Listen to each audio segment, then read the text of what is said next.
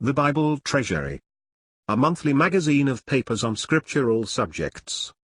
Volume 18, Article 35, 1890 and 1891. Samuel's Farewell Address. 1 Samuel 12. The first government given to Israel was the highest conceivable, the direct government of God. They could say with truth, "The Lord is our judge, the Lord is our lawgiver, the Lord is our king." That they should prove themselves unworthy of this supreme honor, this exalted government, which set them above all the nations of the earth, might perhaps be expected, but that they should reject it was the basest ingratitude, and, surrounded as they were by powerful enemies on all sides, the greatest folly. It was this grave dishonor put upon the Lord which called forth the address that now invites our attention. "They have not rejected thee," God said to Samuel, "but they have rejected me that I should not reign over them." We need not dwell now on Samuel's challenge as to his own conduct among them from childhood. It evidently afforded no excuse for their sin, and this they own. He was free therefore to remind them of the faithful and merciful ways of the Lord with them, and for this, the prophet was eminently fitted, not only by his gifts but by his experiences. His memorial, Ebenezer, tells us how he loved to recall past help and deliverances, and he could well bid them stand still, that he might reason with them before the Lord of all the righteous acts of the Lord which he did to them and their fathers. It is probable that we have only a brief summary of this address, but the scope of the retrospect which he takes is complete. He begins with Jacob going down into Egypt, and he continues it to his own time when, notwithstanding all their sins, the Lord had delivered them out of the hand of their enemies on every side, and they dwelled safe. What a moment to manifest their distrust of him! What a time to desire a man to take the place of the Lord of hosts, the God of the armies of Israel.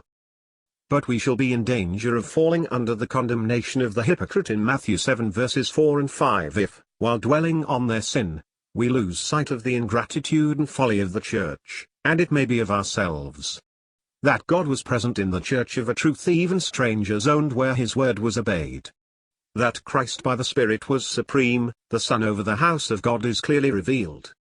That there were diversities of gifts, but the same Spirit, differences of administration, but the same Lord, diversities of operations, but the same God who worketh all in all, is insisted on in Scripture with peculiar emphasis. But when the pure worship of God by the Spirit declined, and confidence in the flesh revived, when the love of Christ waned and delight in his assured presence with those gathered to his name failed, the desire for a visible head arose.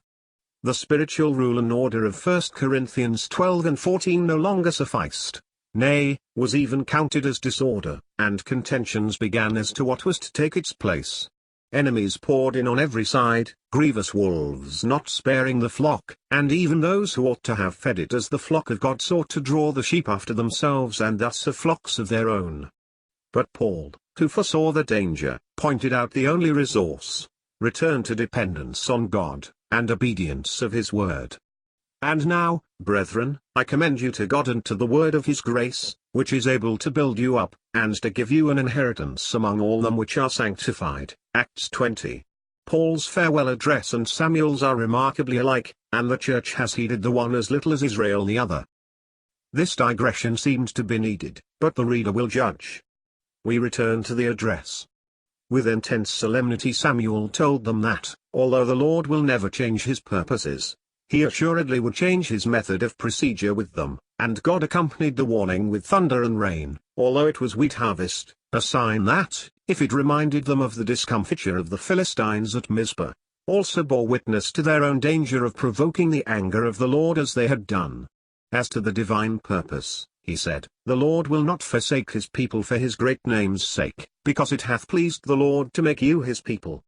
This is absolute, the sovereign purpose of love which nothing can change.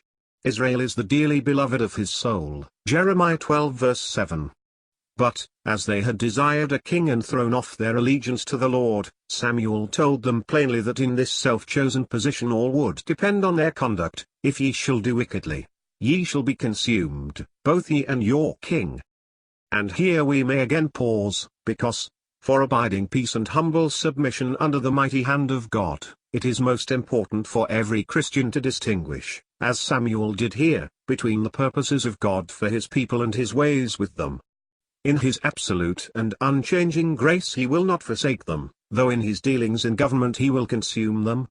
According to the conclusions of the natural mind, these two principles are so opposed that any attempt to reconcile them would appear to be hopeless, and, as a fact, two schools of doctrine divide Christendom on them. Yet to faith there is no difficulty, for faith brings in God.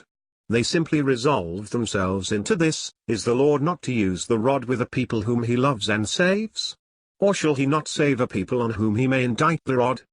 Christians are sadly afraid of all if, although it is a very salutary little word to a dormant conscience. The effort to get rid of the whole point of the exhortation in Hebrews 12 verse 29, "For our God is a consuming fire," by interpreting it, "God out of Christ," is another proof of the difficulty that some find in this subject.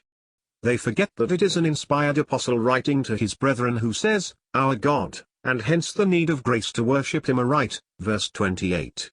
Think of the crowds of professed worshippers every Lord's Day, and is not the exhortation needed by Christians now as much as by the Hebrews? But in the case of Israel, we must bear in mind that when their salvation is spoken of it is as a nation and for the earth, while the salvation which the gospel offers is of individuals and for heaven. But these two principles apply to both. Israel is now cast out of their land, scattered among the nations, and often treated with exceptional rigor, as now in Russia. The question is raised in Romans 11. Are they cast off as well as cast out? Paul admits the latter but denies the former. He says that severity characterizes the dealings of God with them now because of their unbelief, but he also says, all Israel shall be saved. See note. Severity is the dealing of God in government. Salvation is his purpose, the fruit of his grace.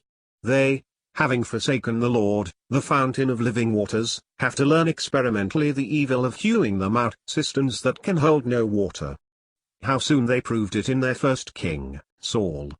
His desired reign ended in disaster and death.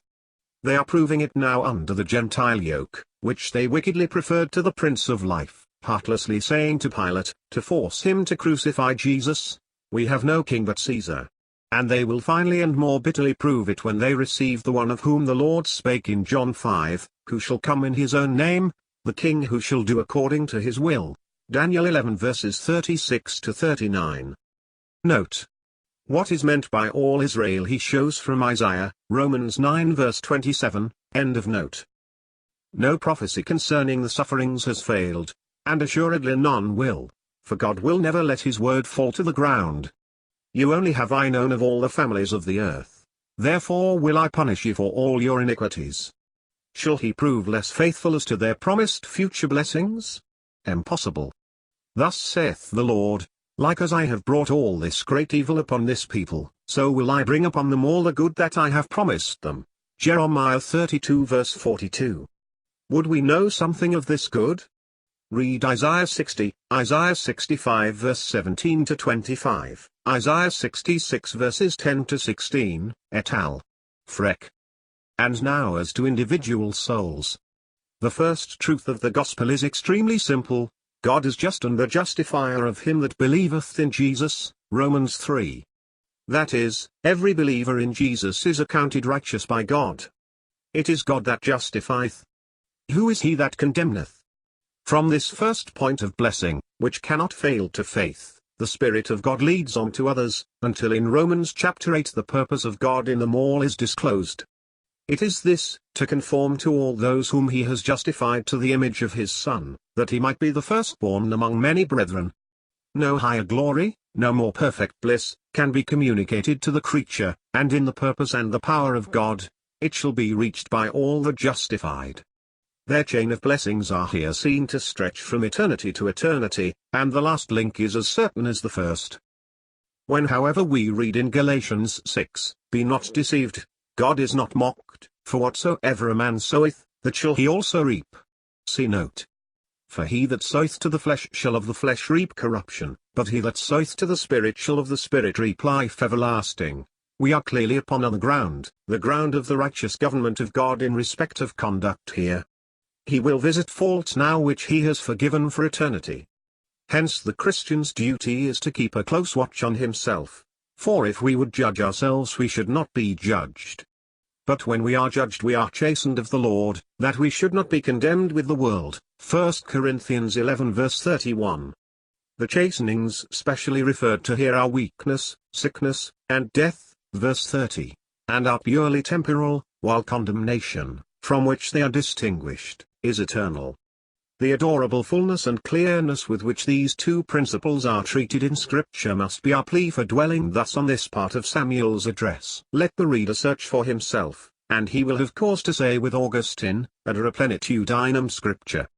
Note: while this admonition has the widest application, the context especially points to the use made of one's property.